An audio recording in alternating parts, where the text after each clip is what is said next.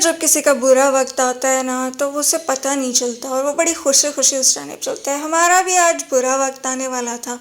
जी हाँ, तो आज मैं जा रही थी अमाना मॉल जाके आज मैंने वहाँ के फूड कोर्ट को ट्राई किया। तो ये फ्राइडे जो है इसकी एक डील बड़ी अच्छी लग रही थी देखने में। 800 रुपये में आपको 2 स्मॉल पिज़्ज़ास मिल रहे थे। तो हमने सोचा कि हम भी इस फ्राइडे वाली डील से फ़ायदा उठा लें। तो जी हमने ऑर्डर कर दिया। ऑर्डर करने के बाद हमें जितनी एक्साइटमेंट थी ना कि पिज़्ज़ा बहुत मज़े का होगा, इतना ही हमारा दिल ख़राब हुआ क्योंकि दोनों पिज़्ज़ाज़ एक तो साइज़ में इतने छोटे और इतना बुरा टेस्ट। टेस्ट की तो बदनामी है ना।